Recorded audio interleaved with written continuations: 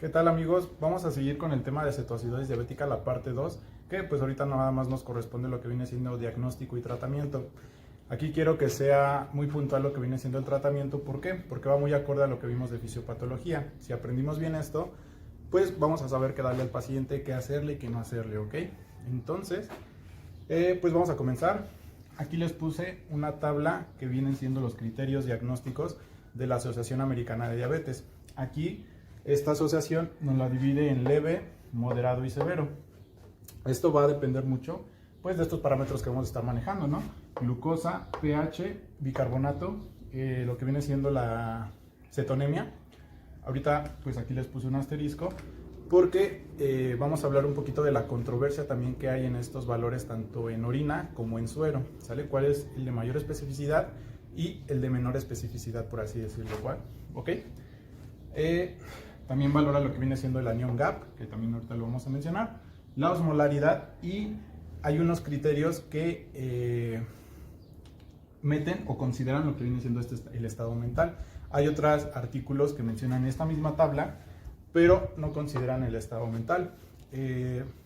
Yo siento que sí sería bueno de igual forma valorar el estado mental porque va muy acorde a, pues por ejemplo, los cambios de pH y a los cambios de lo que viene siendo la cetonemia, porque pues recordamos muchas cetonas generan una disminución de este pH, ¿ok? Entonces, pues esto va muy acorde con lo que viene siendo el estado mental, ¿va? De igual forma, aquí en los valores de glucosa igual hay una controversia. ¿Por qué? Porque como vemos, tanto en leve, moderado y severo, pues utilizan valores más allá de los 250 miligramos sobre decilitro. Y hay artículos que hacen una diferencia en lo que viene siendo cómo lo maneja o cómo lo diagnostica la Asociación Americana de Diabetes y cómo lo diagnostica, pues ahora sí que sociedades europeas, todo lo que viene siendo el Reino Unido, países de ese estilo, ¿ok?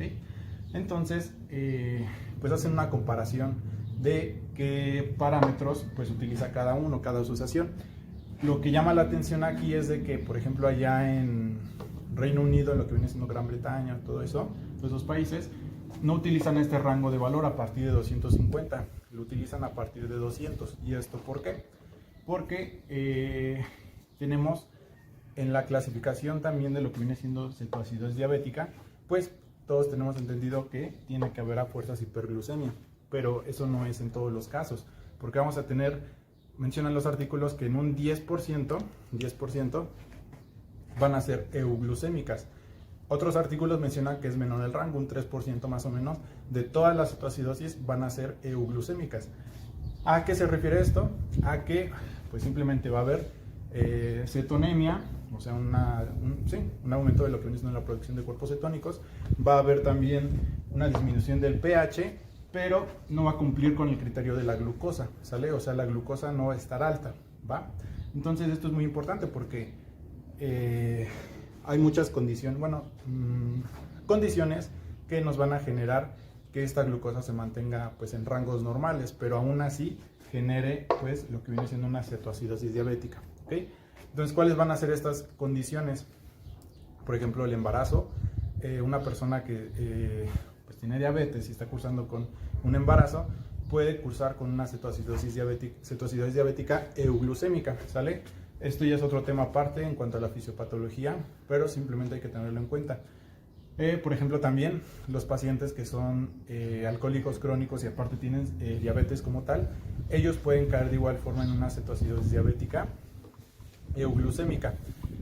Caso contrario, si es una persona que pues no tiene como tal, no tiene diabetes, no tiene diabetes y cursa con una cetoacidosis, pues esta cetoacidosis sería una cetoacidosis alcohólica. Aquí ya no se le pondría lo de diabética, ¿sale?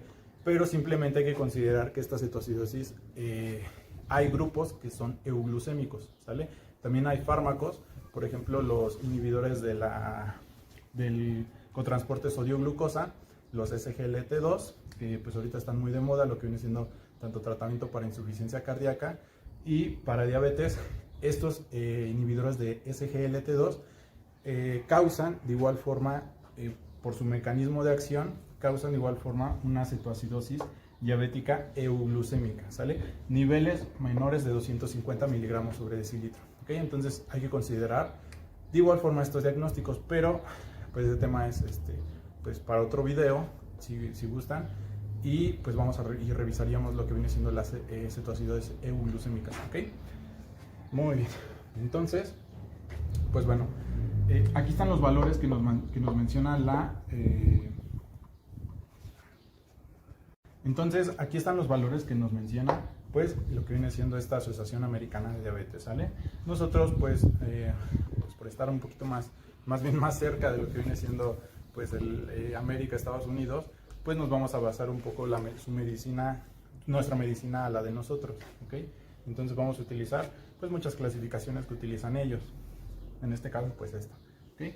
Entonces, pues vamos a ver que la glucosa como parámetro que utiliza esta clasificación va a ser arriba de 250, tanto en leve, moderado y severo.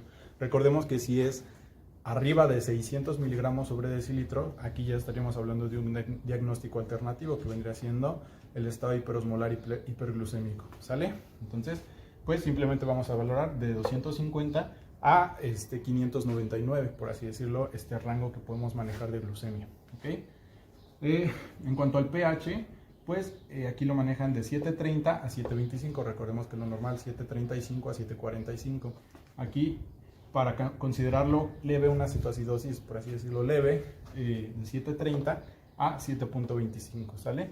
Moderado de 7.24 a 7 y severo menor a 7, un pH menor a 7 pues ya es severo, ¿ok? El otro parámetro pues va a ser el bicarbonato. Aquí pues nos manejan como rango normal arriba de 18, ¿sale? Esto puede ser controversial, recordemos pues mucha literatura maneja un rango de 20 más menos 2, o sea 18 a 22, ¿sale? Otros artículos mencionan hasta 24, por ejemplo. Entonces es muy controversial y depende pues de los valores referenciales del laboratorio donde lo estemos viendo, ¿ok? Pero aquí pues nos maneja que arriba de 18 es lo normal. En este caso, si baja de 18 a 15 miliequivalentes, pues se considera leve, ¿sale? Si es moderado, va a bajar de 15 a los 10 miliequivalentes. Y si es menor de 10, pues ya se considera grave como tal, ¿sí? Bueno, la cetonemia, les puse un asterisco como les digo, porque ahorita que borre todo, voy a hablar un poquito de lo que viene siendo las pruebas en orina y en suero, ¿va? Entonces, a grandes rasgos, como vimos que es la triada, pues tiene que estar positivo, ¿no? Tienen que tener cetonemia. Por ejemplo, a comparación de un estado hiperosmolar, puede que tenga el estado hiperosmolar cetonemia, pero va a ser una cetonemia muy ligera, sale casi indetectable, a lo mejor por muestra de orina, pero por muestra de suero sí puede ser detectable. Pero en general aquí en la cetoacidosis tiene que ser un criterio porque viene dentro de la triada que caracteriza la cetoacidosis, ¿ok? Entonces, vamos a pasar con lo que viene siendo el anion gap. Este anion gap pues va a ser como tal la diferencia entre los cationes y los aniones que se encuentran pues en plasma, ¿sale? Recordemos, los principales cationes va a ser el sodio y el potasio. Los principales aniones va a ser el cloro y el bicarbonato, ¿ok?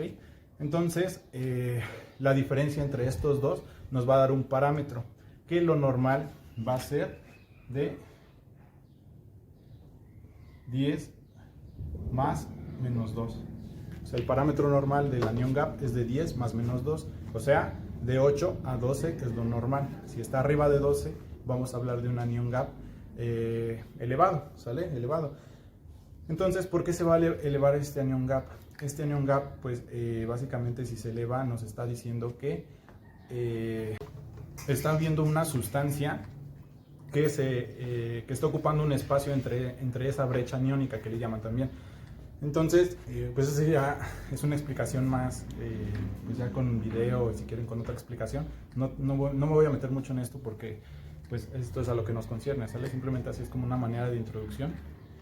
Pero entonces este anion gap, su elevación, en este caso en la cetoacidosis diabética, va a ser porque están aumentando mucho los hidrogeniones, o sea, aumentan muchos cuerpos cetónicos y estos cuerpos cetónicos elevan esa brecha aniónica, ¿ok? Entonces, no es la única causa que eleva esta brecha aniónica. Tenemos intoxicación por salicilatos, intoxicación por metilenglicol, muchas causas, ¿sale? Son como unas 8 más o menos, 8 causas Entonces, como les digo, en este caso se eleva por el aumento de los cuerpos cetónicos, ¿sale? Entonces, precisamente, pues aquí lo maneja. Leve, mayor de 10 y moderado, mayor de 12. Recordemos que lo normal es 10 más menos 2, de 8 a 12, ¿ok? Entonces, en leve, pues podríamos encontrarlo que el anion gap está normal, ¿sale? No hay una brecha aniónica como tal elevada, pero a partir del moderado y del severo ya se ve, pues sí, este aumento de lo normal, ¿ok? Muy bien. Como les digo, también otro parámetro va a ser la osmolaridad. Esto es molaridad, pues recordemos, aquí el parámetro que nos manejan es de menor a 320 miliosmoles por kilo, ¿sale?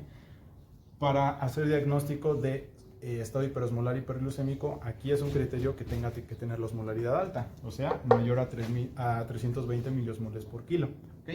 En este caso, como es la cetoacidosis, es diagnóstico diferencial, tiene que estar abajo, ¿sale? Si estuviera arriba podríamos considerar que está cursando, por ejemplo, el paciente con las dos, con una cetoacidosis agregada a un estado hiperosmolar, ¿ok?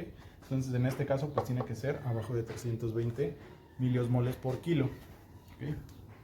Y el estado mental. Entonces, el estado mental, pues, va muy acorde tanto a la deshidratación, principalmente, a la depresión de volumen, porque están teniendo una diuresis osmótica, como vimos en el video pasado, y de igual forma a lo que viene siendo la disminución del pH. Entre más disminuye el pH, pues como sabemos, pues hay desnaturalización de proteínas, pues se dañan las vías intracelulares, etcétera, ¿sale? Entonces, mientras más severo es el cuadro, pues el estado mental pues va a estar pues con estupor o coma, ¿sale? En moderado pues alerta o somnoliento, y en leve pues va a estar alerta el paciente, ¿ok? Entonces esto es importante pues valorarlo con la escala de Glasgow, ¿ok? Ok, quedó perfecto todo lo que viene siendo pues los parámetros que maneja esta tabla de la Asociación Americana de Diabetes. Ahora, ¿creen que podemos hacer nosotros un diagnóstico, etiológico, simplemente teniendo los parámetros de la tabla que les enseñé? No. Entonces, esto simplemente, la tabla que les enseñé, simplemente va a ser para diagnosticar simplemente diabetes, ¿sale? Como tal, no nos va a dar una orientación hacia qué fue lo que originó llegar a esta cetoacidosis, ¿sale? Provocar generación de cuerpos cetónicos, bajar el pH, todo lo que ya vimos. Entonces, tenemos que hacer estudios más exhaustivos, o sea, buscar la etiología, si es que la hay, para de igual forma tratarla, ¿ok? Entonces, por ejemplo, llega un paciente que está mal controlado, nunca se tomó su medicamento, probablemente entonces la etiología sea mal apego al tratamiento. Pero si vemos que es un paciente que a lo mejor lleva un buen control de su glucosa, de todas sus glicemias pre y postprandiales, pues aquí nos tiene que hacer una sospecha de que algo, lo que habíamos visto en las etiologías, algo generó que pues aumentaran mucho estas hormonas contrarreguladoras, ¿ok? Entonces, ¿qué puede ser ese algo? Una infección, principalmente, ¿sale? Sería como la principal etiología a considerar de que nos está causando este cuadro de cetoacidosis diabética. Entonces, para una infección, ¿qué otros laboratorios podríamos pedir? Por ejemplo, una VH, ¿sale? Una VH. ¿Y qué podríamos valorar ahí? Pues la leucocitosis, ¿no? Que aquí hay que tener en cuenta algo muy importante, porque la leucocitosis aquí en los pacientes, aunque no tengan ninguna infección, va a estar elevada. Recordemos que lo normal pues son abajo de los 10.000, ¿sale? De los 10.000 leucocitos, ¿va? Entonces, en una persona que no tiene infección, que no está cursando con ningún proceso infeccioso, principalmente bacteriano, este valor se puede elevar, se dice que entre los 10.000 y los 15.000 leucocitos, ¿sale? Entonces este valor nos puede espantar, ¿no? A lo mejor, porque si le tomamos, más bien si llega el paciente que les mencioné, que lleva un buen control de su glucosa, pues no ha tenido como tal ingresos a hospitales por una cetoacidosis o un estado hiperosmolar o hipoglucemia, etcétera. Si lleva un buen control, un buen apego a su tratamiento le hacemos una biometría hemática y sale entre este rango, entre 10.000 y los 15.000, pues nos puede espantar. Pensaríamos, oh, tiene una infección o fue el causante, ¿no? Fue la etiología de que cursara con una cetoacidosis, pero en realidad no. En realidad esta leucocitosis pues se va a deber a la propia deshidratación,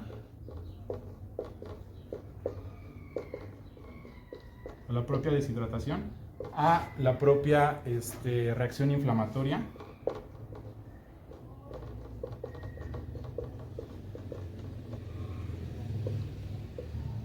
es como vendría siendo, por ejemplo, en una pancreatitis, que hay igual leucocitosis, pero es una leucocitosis, por así decirlo, limpia, ¿sale? No hay como tal una infección, simplemente la reacción inflamatoria pues genera migración de lo que viene siendo estos leucocitos hacia intravascularmente, ¿va? Otra que se puede deber a esta leucocitosis va a ser la poca capacidad, la disminución en la capacidad de migración de los leucocitos, ¿sale? Pues puede ser porque a lo mejor el endotelio vascular no está íntegro por la misma reacción inflamatoria, no se pueden pegar al endotelio vascular estos leucocitos y no pueden hacer el mecanismo de diapédesis, no pueden migrar hacia lo que viene siendo el sitio de la lesión, ¿sale? Entonces prácticamente pues la deshidratación por hay poca agua y en este caso el soluto serían los leucocitos, aumentan mucho, ¿sale? Como vendría siendo una anemia dilucional, pero en este caso es lo contrario, se va el agua, hay poca agua y los leucocitos se concentran mucho y por eso salen aumentados en lo que viene siendo la VH, ¿ok? Entonces esa vendría siendo la causa. De igual forma tendremos que valorar lo que viene siendo el diferencial y los otros parámetros de la VH, por ejemplo las bandas, ¿sale? Entonces las bandas, recordemos que lo normal es menor a 5%,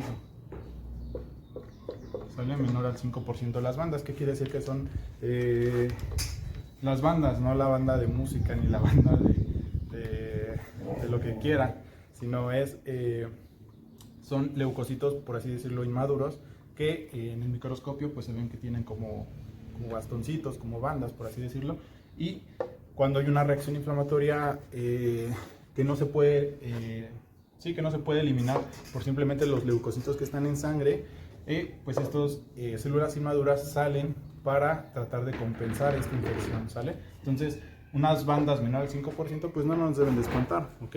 Pero si son más del 10%, pues aquí hay que considerar que a lo mejor probablemente esté cursando con una infección, ¿sale? Principalmente bacteriana, ¿ok? Entonces, hay que valorar todos los parámetros de la VH, ¿ok?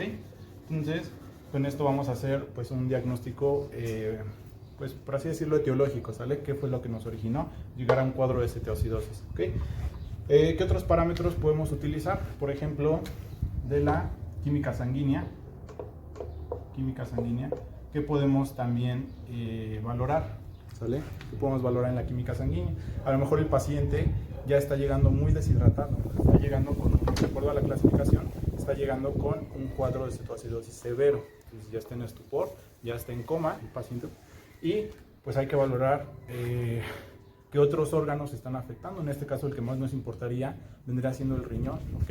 Entonces, pues valorar creatinina, ¿no? ¿Sale? Creatinina. Aquí pues no sabemos si el paciente ya tiene una enfermedad renal crónica que se reagudiza con una lesión renal aguda, ¿sale? O simplemente el paciente todavía no llega a una enfermedad renal crónica, pero llega o ya está cursando con lo que viene siendo una lesión renal aguda, ¿ok? Entonces, pues aquí no lo podemos valorar simplemente con la creatinina. Tendríamos que hacer un ultrasonido para ver el tamaño de los riñones y ver si es un crónico agudizado. O sea, si están muy chicos los riñones, pues todas las medidas, relación pielocalicial y todo eso, si está disminuido todo, quiere decir que es un paciente crónico, y si la creatinina subió más de lo que viene siendo el valor basal que ha estado utilizando el paciente, podríamos considerar que es una crónica reagudizada con una lesión renal aguda, ¿ok? Entonces, bueno, esa sería una forma de diagnosticar una lesión renal aguda, y la otra vendría siendo el índice BUN creatinina. BUN sobre pues en la química sanguínea pues también nos reportan lo que viene siendo el boom. Y simplemente lo que vamos a hacer, vamos a dividirlo sobre la creatinina. Se dice que un boom sobre creatinina mayor a 20, lo que nos salga, pues es muy sugestivo de lo que viene siendo una lesión renal aguda prerrenal, o sea, por volumen. No le está llegando volumen al riñón y por ende el riñón empieza a sufrir, ¿va? Empieza a aumentar los azuados, ¿sale? Entonces, pues este parámetro, muchos autores, muchos artículos como que no lo consideran, no lo recomiendan usar, pero ya en la práctica pues es un poco, o sea, sí es eficiente, ¿sale? Sí nos ayuda a un poquito a diferenciar entre si es algo prerrenal por volumen o de otra causa, ¿ok? Ya si nos queremos poner pues exigentes y todo eso, pues podemos pedir un FENA, ¿sale? Una fracción de excreción de sodio, ¿sale? Pero pues esto ya requiere electrolitos urinarios y creatinina urinaria, entonces ya es un poquito de estudios que no todos los laboratorios en los que nos encontremos a lo mejor va a estar disponible, ¿ok? Entonces, pues hasta ahí. Entonces es importante pues valorar que el paciente no tenga lesión renal aguda, ¿sale? Entonces lo vamos a clasificar con la escala de Akin. ¿Sale? Aquí, ¿sale? Hay otras escalas, por ejemplo la de Rifle, pero la que más se utiliza pues es la de Akin, ¿sale? Perfecto.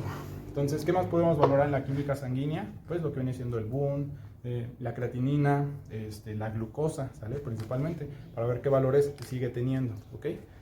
¿Qué más? En caso de que tengamos una alta sospecha de que el paciente esté cursando con alguna infección, pero a la clínica no nos orienta qué puede ser esta infección, por ejemplo, lo más común es que sea una infección pues de vías urinarias, una infección pulmonar, una neumonía, ¿sale? Sería como lo más común que llegara a una cetoacidosis. O tenemos otras etiologías, por ejemplo, un accidente cerebrovascular, una pancreatitis, ¿sale? Entonces, pues simplemente hay que tener la alta sospecha clínica, dependiendo también de los antecedentes, que es a lo que el paciente lo llevó a tener una cetoacidosis. Por ejemplo, pues pedir amilasa, ¿no? Amilasa, lipasa, ¿sale? Para ver pancreatitis, ¿sale? Un accidente cerebrovascular pues va a tener los datos, ¿no? Hemiplegia, hemiparesia, ¿sale? Pues comúnmente contralateral al lado de la lesión. Entonces, pues aquí valorar tomar una tomografía, ¿sale? Un ataque del cráneo. Simple, ¿ok? Entonces, muy bien, podemos tomar un urocultivo, a lo mejor, por si estamos pensando en una infección de vías urinarias, ¿sale? Urocultivo. Entonces, todos los estudios que vamos a solicitar va a depender mucho de la sospecha clínica que lo llevó al paciente a llevar una cetoacidosis, ¿sale? Entonces, pues podemos pedir, pues así a grandes rasgos, pues esos estudios, ¿sale? En caso de que nosotros tengamos todavía la alta sospecha de infección, de alguna infección, que ya valoramos pues otros parámetros de laboratorio y todos a lo mejor pues salen un poco confusos, por ejemplo los leucocitos, todo eso, podríamos al paciente cultivarlo, ¿sale? Tomarle hemocultivos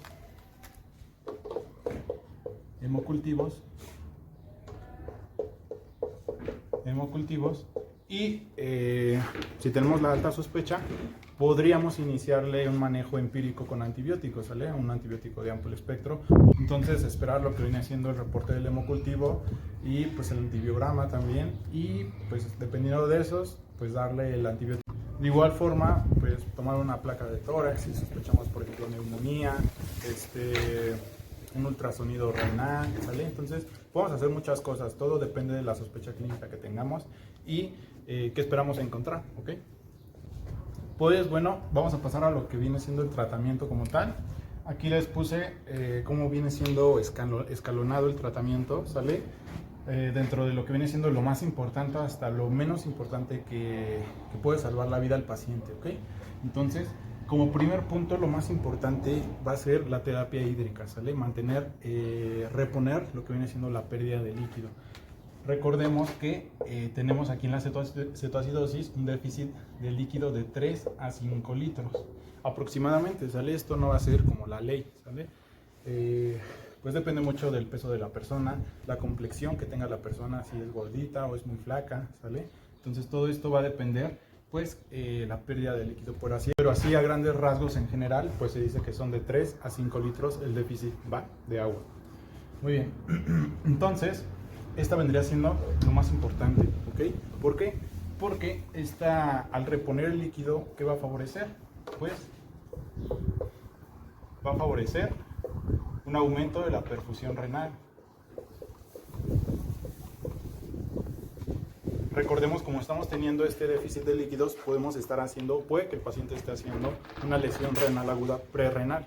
Entonces, al aumentar la infusión de líquidos IV, pues aumenta la perfusión renal y por ende, pues deja de sufrir este riñón, ¿ok?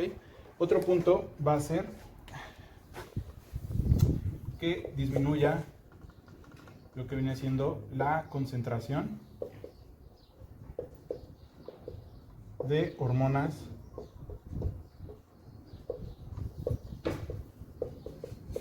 contrarreguladoras, ¿sale? ¿A qué me refiero con esto? A que si estamos teniendo una buena perfusión de líquido intravascular, va a favorecer este líquido que haya un buen aclaramiento de todas estas hormonas. Aclaramiento se refiere a que va a haber una buena eliminación, un buen metabolismo de estas hormonas y por ende va a disminuir su concentración, ¿ok? Entonces va a llegar, pues, todo esto, las hormonas, pues, llegan al hígado, por ejemplo, si se metabolizan ahí, o llegan al riñón si se metabolizan ahí. Todo depende de una buena volemia que tenga el paciente, ¿ok? Entonces con esto vamos a favorecer con la terapia de líquidos, ¿ok? Muy bien. Ahora, como segundo punto, pues va a ser la insulina, ¿ok? Muchas veces se considera de igual forma que la reposición de potasio es importante, porque como habíamos visto en la fisiopatología, a pesar de que el potasio al ingreso del paciente, pues al servicio de urgencias, puede que esté normal o elevado, ¿ok? Pero esto en realidad no nos dice si, no refleja de verdad que el paciente de verdad sí está teniendo un déficit importante. Se dice que tiene aproximadamente un déficit de potasio de 3 a 5 miliequivalentes por kilo, ¿ok?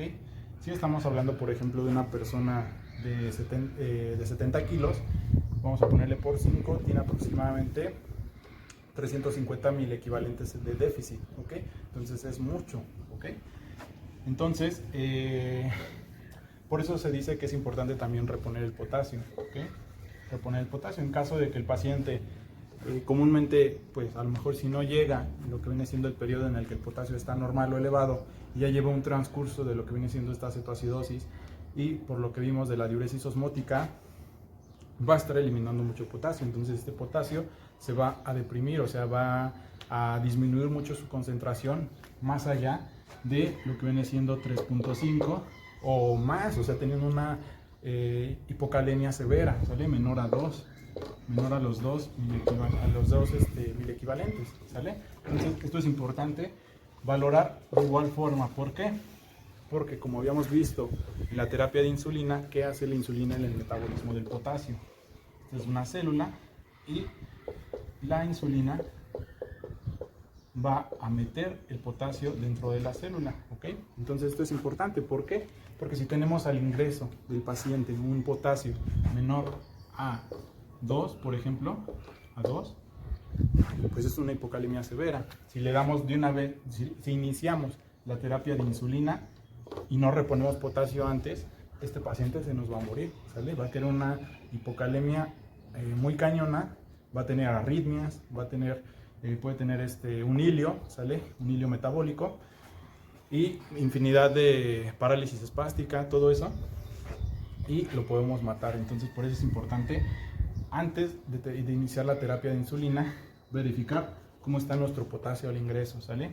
Se dice las últimas guías, y bueno, no las últimas, sino ya desde hace como 2-3 años más o menos, esos artículos que revisé para esta exposición, si es el potasio menor a 3.3, se debe de primero dar prioridad a lo que viene siendo reponer potasio y posteriormente la insulina quedaría en tercer lugar como prioridad, ¿ok?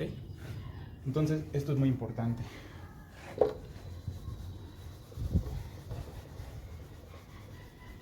Muy bien. Ahora, entonces todo va a depender si iniciamos con insulina o si iniciamos con potasio, dependiendo del potasio, por así decirlo, ¿va? Entonces, supongamos que el potasio al ingreso de un paciente, del paciente que voy a poner ahorita, pues este ejemplo, supongamos que es de 5.3, ¿sale? Es un valor normal, ¿sale? Ligeramente elevado sobre el límite superior normal, ¿okay? Que viene siendo 5.1 o 5 dependiendo de la bibliografía. Entonces, en este caso, el potasio está normal, entonces no pasa nada si iniciamos con insulina, ¿ok? Primero líquidos, luego la insulina porque el potasio está normal, ¿ok? Entonces aquí no pasa nada, ¿va? Ahora, en un potasio, ¿qué pasaría si ingresa un paciente que tiene el potasio de 2.5? Como les digo, si es abajo de 3.3, está contraindicado usar la insulina. Aquí se debe de reponer primero el potasio para tener una cifra mayor a 3.3, ¿ok? Entonces, todo, como les digo, todo va a depender del potasio. Muy bien. Okay. Ahora, en la insulina, ¿qué tipo de insulina vamos a utilizar? Vamos a utilizar una insulina regular, que es una insulina rápida dentro de la clasificación. Es una insulina regular, que esta insulina, pues, ¿cuál es su papel? ¿Cómo nos va a ayudar a disminuir, a revertir todo el cuadro de cetoacidosis? ¿Cómo nos va a ayudar?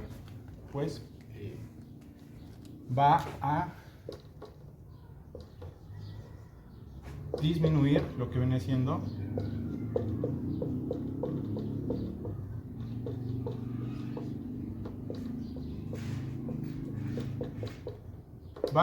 la gluconeogénesis hepática, ¿sale? Recordemos cuando vimos fisiopatología, hay un índice que tiene que estar en equilibrio entre el glucagón y la insulina, ¿sale? Si uno aumenta, pues va a favorecer el anabolismo; si uno disminuye, va a favorecer el catabolismo, ¿ok? Entonces, como vamos a administrar la insulina, pues esta insulina va a inhibir a la gluconeogénesis, ¿ok? Entonces, disminuye la glucosa plasmática, por ende, y ya no va a estar el paciente como tal en una hiperglucemia constante, ya no va a estar, por ejemplo, más allá de los 250 o más, ¿sale? Entonces, por eso es importante esta insulina. De igual forma, nos va a inhibir, o bueno, va a disminuir lo que viene siendo la lipólisis y la cetogénesis, que van de la mano, ¿ok? Entonces, de igual forma, por el mismo mecanismo de acción de la insulina, inhibe la lipólisis, o sea, inhibe vías catabólicas, inhibe la cetogénesis, inhibe la generación de cuerpos cetónicos, por ende, tiene que mejorar el pH, o sea, tiene que aumentar, ¿vale? Porque están bajando los hidrogeniones, está bajando la cetogénesis, ¿ok? Perfecto. Y como punto final va a ser la reposición de bicarbonato, ¿ok? Entonces, esta reposición de bicarbonato solo se va a reponer cuando tengamos un pH menor a 6.9, ¿ok? Esto es muy importante porque hay estudios que han administrado bicarbonato desde antes de estas cifras, desde antes de 6.9, 7.2 por ejemplo, 7.10, ¿sale? Y han visto que no hay como tal un beneficio para el paciente, al contrario, lo perjudica, ¿sale? Porque estos pacientes pueden llegar a un edema cerebral, que vamos a mencionar cuando veamos complicaciones, ¿sale? De todo el tratamiento y de toda la patología, ¿ok? Entonces, se llegó al consenso de que simplemente se va a reponer el bicarbonato cuando esté menor a 6.9. Más allá de eso, o sea, arriba de ese valor, está contraindicado y al contrario, lo perjudicamos al paciente, ¿ok? Muy bien, vamos a empezar con lo que viene siendo el primer punto, que viene siendo la terapia hídrica. Muy bien, entonces, como líquidos, se va a preferir siempre solución salina al 0.9%, es una solución isotónica que pues se han hecho muchos consensos sobre cuál es la mejor, si Ringer lactato o solución salina al 0.9%. Se llegó a la conclusión de que es mucho mejor la salina al 0.9%, al 0.9%. ¿Por qué? Porque a comparación del Ringer lactato, esta solución genera, pues se hizo durante un periodo un estudio observacional con terapia de puro Ringer lactato y vieron que la prolongación de la hospitalización era mayor usando ese tipo de terapia que con solución salina, ¿ok? Entonces, pues hacia grandes rasgos lo que habla este artículo, pues se prefiere siempre solución salina al 0.9%. Entonces aquí hay que tener un punto muy importante. ¿Por qué? Porque ha habido casos en la que mucha terapia con solución salina al 0.9% por su contenido en cloro y en sodio, que es 154 miliequivalentes en cada uno de los dos, va a provocarnos acidosis metabólica hiperclorémica. Esto va muy relacionado con lo que había mencionado del anion gap, ¿sale? De la brecha aniónica. Como está aumentando mucho cloro, tiene que aumentar ahora pues el contrario, que es un catión, en este caso el hidrógeno, ¿ok? Entonces va muy relacionado a esto, entonces hay que tener en cuenta porque nos puede confundir de que la terapia no está funcionando y de que el paciente sigue con acidosis metabólica, ¿ok? Y hay que considerar que es por la terapia hídrica, o sea, una acidosis metabólica hiperclorémica, ¿ok? Ahora, ¿cómo va a ser la reposición? Vamos a usar una taza que va a ser de 15 a 20 mililitros por kilo de peso por hora, ¿sale? Recordemos que el déficit de líquido que se estima es de 3 a 5 litros, entonces aquí pues este cálculo va a ser las primeras 2 a 4 horas. Hay otros artículos mencionan que nada más las primeras 2 horas, ¿sale? Todo esto va a depender del grado de deshidratación que tenga el paciente, ¿sale? Podemos prolongarlo a 4 horas si está muy grave el paciente, o simplemente con 2 horas puede recuperar pues la presión arterial normal, puede bajar lo que viene siendo la taquicardia, un buen gasto urinario, etcétera, ¿ok? Entonces, pues vamos a utilizar 15 a 20 mililitros por kilo de peso por hora durante las primeras 2 horas, ¿sale? Una vez que hicimos esto, pues vamos a revalorar, ya sea en las 2 horas, a las 4 horas, dependiendo de cómo veamos al paciente, vamos a revalorar. ¿Cómo vamos a revalorarlo? Pues vamos a lo que les había mencionado, su estado de hidratación, mucosas hidratadas, ¿vale? El pulso arterial normal en el rango de 60 a 100, no está taquicárdico, una buena presión arterial, ¿sale? Un buen gasto urinario, etcétera, todo lo que ya sabemos de signos de deshidratación, ¿ok? Que estén todos normales, ¿ok? Entonces, revaloramos. Ahora, para este momento, pues ya nos van a traer lo que viene siendo nuestro reporte de electrolitos séricos. En este caso, el que nos va a importar tanto como el potasio, tanto como el potasio va a ser el sodio, ¿ok? Entonces, en este caso vamos a preguntarnos, ¿cómo está el sodio? ¿Sale?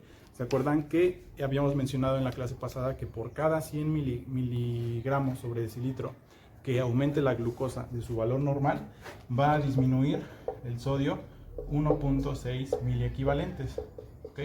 Sobre litro. Entonces aquí hay que utilizar una fórmula que va a ser el sodio corregido. Sodio corregido.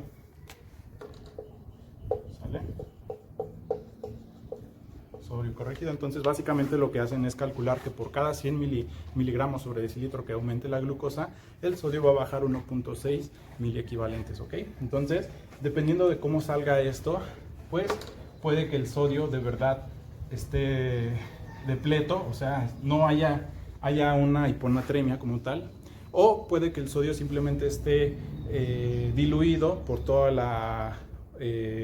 estado hipertónico que se está dando fuera de la célula y esté normal. Entonces todo depende de esto, ¿sale?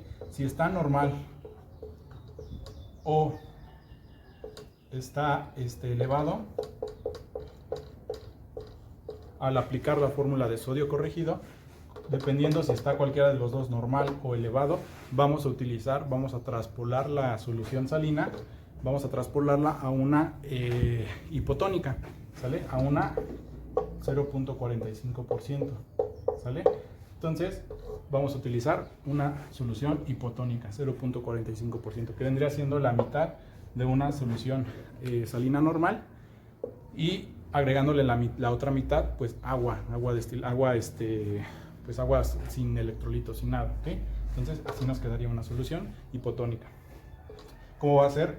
Ahora, ¿cómo le vamos a infundir esta solución? Va a ser 250 a 500 mililitros por hora, ahora, ¿sale? Aquí ya no necesitamos reponer de 15 a 20 por kilo de peso, porque supone que ya repusimos lo que viene siendo el volumen perdido del paciente, ya lo sacamos, por ejemplo, de este choque hipovolémico, ¿ok? Entonces, pues ahora nos vamos a ir menos, ¿sale? 250 a 500 mililitros por hora, ¿sale? Entonces, así nos vamos a mantener. Todo esto en caso de que el sodio esté normal o esté elevado, ¿sale? Entonces, ¿qué va a pasar cuando de verdad el sodio está bajo, ¿sale? Pues vamos a seguir continuando con solución salina al 0.9%, ¿sale?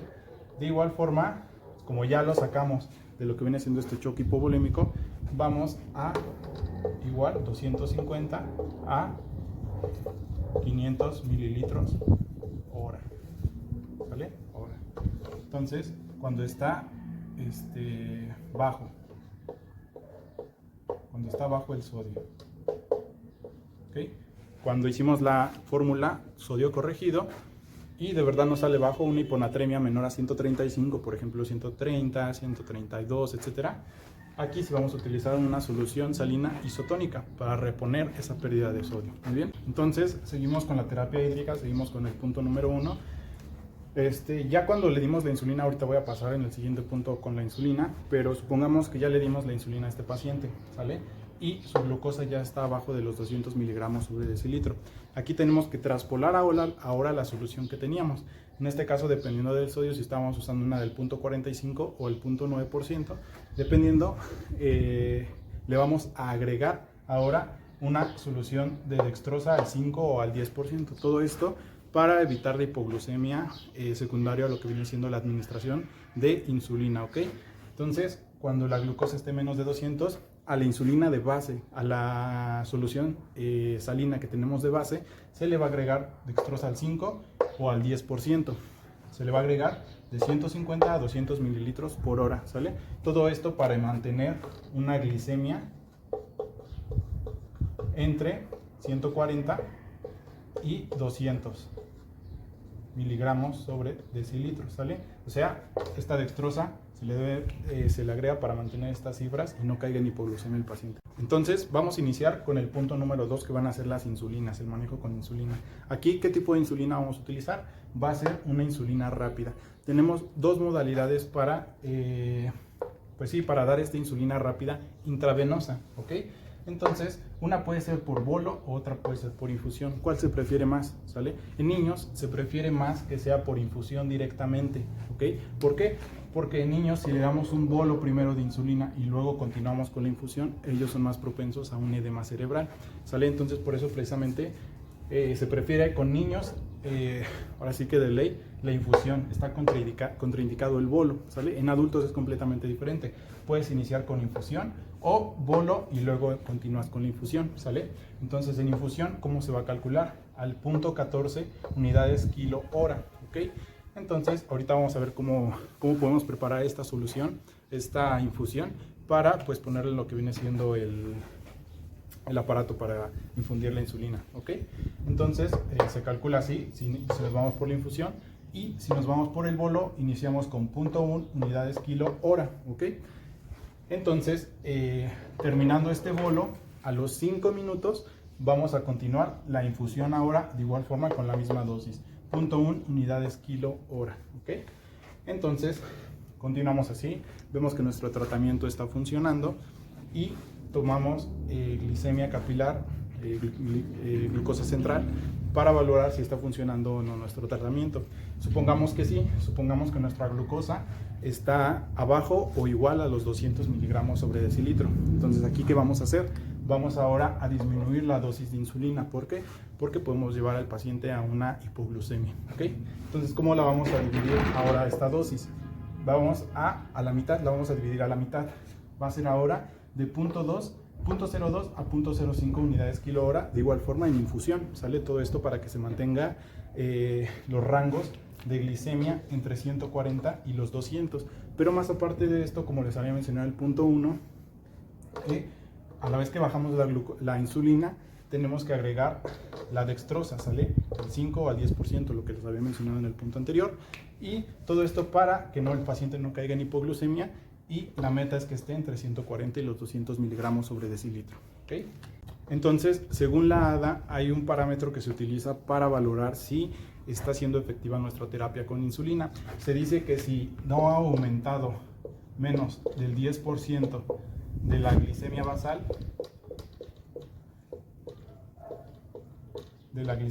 si no ha aumentado menos del 10% de la basal, en la primera hora, se dice que hay un fracaso en el tratamiento. Entonces aquí debemos de revalorar pues toda nuestra terapia, la insulina, principalmente aumentar la tasa de infusión, aumentar la dosis, y pues valorar también de igual forma si está siendo efectiva la terapia hídrica, ¿okay? Entonces, si no disminuye menos del 10% de nuestra basal la glicemia con nuestro tratamiento, quiere decir que no estamos llegando a metas, y pues puede ser una estancia prolongada del paciente en el hospital.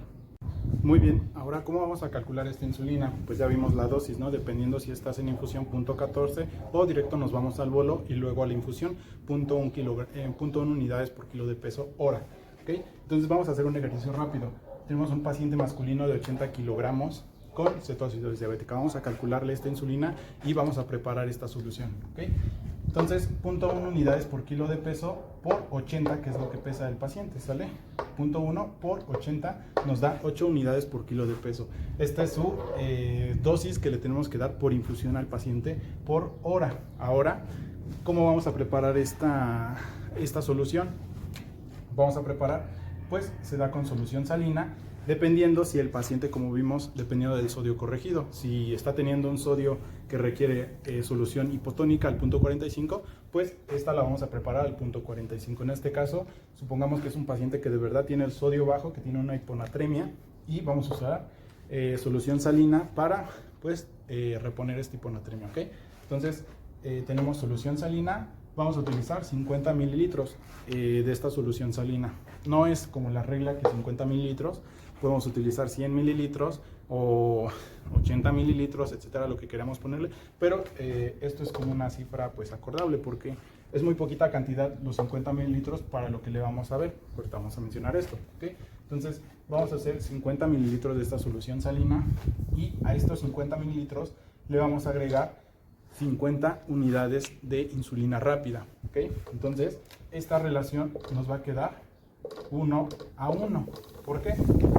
Porque un mililitro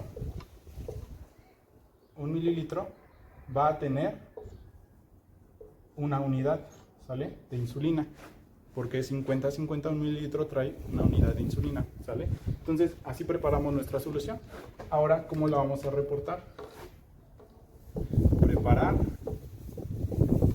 50 mililitros de solución 0.9% más 50 unidades de insulina rápida, abreviado, porque no me cabe, ¿eh? Y pasar a 8 unidades por hora, ¿sale? Y pues simplemente pues la enfermera lo que va a hacer es programar pues el aparato para infundir 8 unidades por hora, ¿ok? Entonces así ya quedaría. Entonces vamos a pasar ahora al tercer punto, el potasio, ¿sale? Entonces, ¿cómo vamos a reponer el potasio? Eso ya es tema aparte sobre la velocidad de infusión, la dosis máxima en el día que podemos dar el potasio. Eso lo voy a hacer en otro video, pero lo que nos tenemos que aprender ahorita así a grandes rasgos es a partir de qué valor vamos a tratarlo, ¿ok? Entonces, como vimos, si es menor a 3.3 se debe de suspender lo que viene siendo la infusión de insulina y se da prioridad a reponer el potasio. Aquí lo vamos a reponer, sale como prioridad, ¿ok? Si está entre 3.3 y 5.2 se tiene que reponer de igual forma, de todas maneras, pero aquí sí se puede, no está contraindicada la infusión de insulina, ¿sale? Se da la insulina y mientras se da la insulina se repone el potasio. ¿Por qué? Porque como vamos a estar infundiendo y infundiendo insulina, este potasio puede bajar porque está entrando a las células, ¿ok? Entonces tenemos que estarlo compensando para que no ni se vaya al otro extremo de la hipocalemia, ni pues se vaya a lo que viene siendo la hipercalemia, ¿ok? Entonces se repone si está normal, ¿sale? Si está arriba de 5.2, que viene siendo pues un potasio alto, que lo podemos encontrar al ingreso, se va a valorar cada 2 horas, ¿ok? En caso de que baje que esté abajo del 5.2, pues de igual forma se va a reponer, ¿ok? Muy bien, ya nada más para terminar, ya había mencionado lo de la reposición de bicarbonato, simplemente es cuando está abajo de 6.9, más allá de ese no se puede reponer porque es perjudicial, ¿ok? Entonces, vamos a una pregunta importante. Muchos artículos recientes mencionan que se puede dar una alternativa a la infusión de insulina intravenosa, que vendría siendo la insulina subcutánea. ¿Se puede? Sí, claro que se puede. Podemos dar dosis de insulina subcutánea, pero simplemente con análogos de insulina rápida, que vendría siendo Lispro y Aspart. ¿Sale? Se pueden utilizar, son las únicas dos que se pueden utilizar en insulina subcutánea. Y ahora, ¿cómo va a ser? Van a ser dosis de 1 a 2 horas, ¿vale? Dependiendo la dosis, si es la menor dosis que podemos utilizar, va a ser cada hora, y si es la dosis máxima que podemos utilizar, va a ser cada 2 horas, ¿sale? Entonces vamos a iniciar, podemos iniciar con lo que viene siendo 0.2 a 0.3, ¿sale? Entonces pues va a ser como bolo inicial, ¿sale? Va a ser un bolo inicial calculado 0.2 unidades por kilo de peso, como vimos anteriormente, o 0.3 unidades por kilo de peso, ¿sale? Como bolo inicial. Entonces posteriormente vamos a continuar, ¿sale? Vamos a continuar ahora esta dosis, de igual forma 0.2 a 0.3 unidades, dependiendo si es 0.2 cada hora. Cada hora se va a inyectar el paciente, bueno, lo va a inyectar la enfermera, cada hora lo va a inyectar calculado esta dosis, ¿sale? Si es a 0.3 calculada, se va a inyectar cada 2 horas, ¿sale? Cada 2 horas. Y así pues vamos a continuar hasta que veamos que la glucosa está abajo de 200, como vimos en la infusión de insulina intravenosa. Cuando está abajo de 200, la glucosa, disminuimos la dosis de insulina y agregamos lo que viene siendo dextrosa al 5 o al 10%, ¿ok? Entonces, una vez que continuamos con la dosis de insulina, dependiendo si es por 1 hora o por 2 horas subcutánea, una vez que hacemos el control de la glucosa y vemos que está igual o menor a 200, pues aquí, como les digo, se debe de bajar la dosis de insulina. La vamos a bajar, si dependiendo de lo que utilizamos.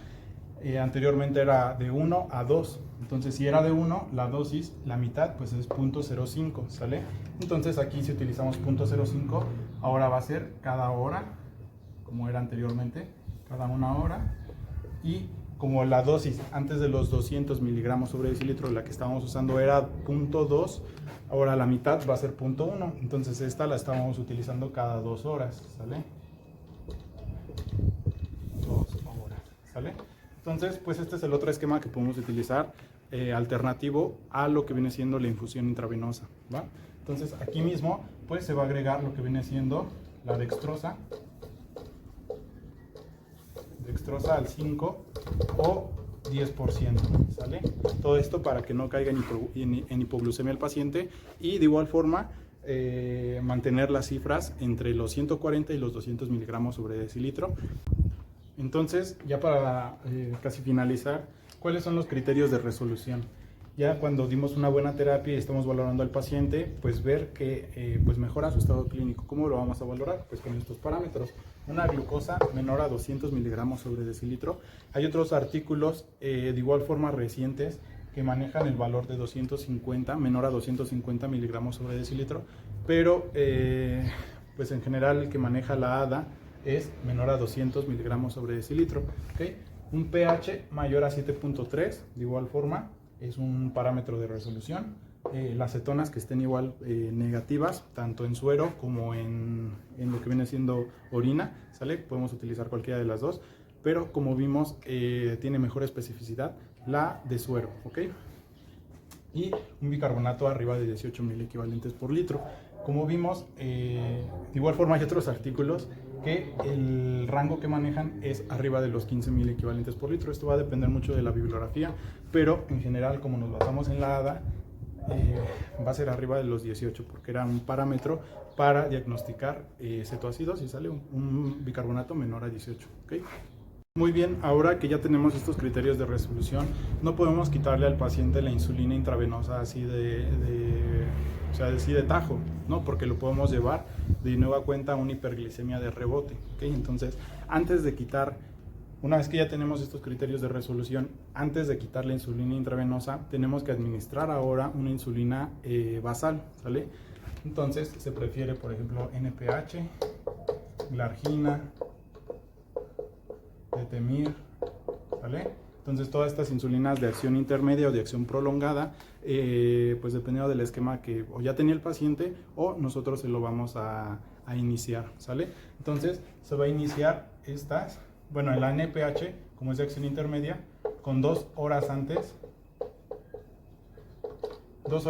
de quitar la infusión IV de insulina rápida, se debe administrar la NPH para que una vez que se le quite la insulina intravenosa, pues no haga una hiperglicemia de rebote, ¿sale? Y ya esté protegido con esta insulina basal, ¿sale? Entonces, con respecto a las insulinas de acción prolongada, pues se debe dar de 3 a 4 horas máximo, ¿sale? 3 a 4 horas antes de retirar la insulina rápida, ¿ok? Y todo esto para prevenir la hiperglicemia de rebote. Muy bien, ya como complicaciones, ya para terminar, pues encontramos por orden de aparición lo que viene siendo la hipoglucemia, luego la hipocalemia, el edema cerebral y la rhabdomiólisis, ¿ok? Entonces la hipoglucemia pues se va a deber principalmente a la mala vigilancia del médico hacia lo que viene siendo bajar la dosis de insulina cuando los valores de glucosa ya están abajo de los 200 miligramos sobre decilitro, ¿ok? Principalmente es por eso. ¿Okay? La hipocalemia pues se va a deber principalmente porque a lo mejor se le inició la insulina antes de checar cómo estaba el potasio, entonces esto le provoca una hipocalemia severa y pues puede ser mortal para el paciente porque puede caer en arritmias, puede caer en ilio, paralítico metabólico y pues parálisis espástica, etcétera, ¿ok? Todos los datos de hipocalemia, ¿ok?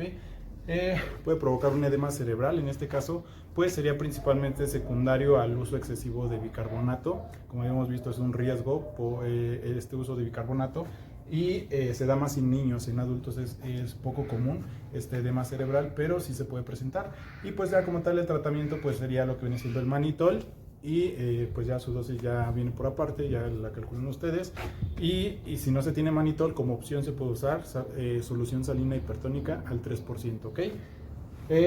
La otra viene siendo la rhabdomiólisis. Esta es más común, es un poco más común en lo que viene siendo el estado hiperosmolar hiperglucémico, pero podemos valorarlo, podemos sospecharlo cuando el paciente tiene dolor muscular, tiene orina marrón, como orina como Coca-Cola, esto debido a lo que viene siendo la mioglobinuria y lo que viene siendo pues básicamente la insuficiencia renal, ¿sale? Por insuficiencia renal intrínseca, ¿ok?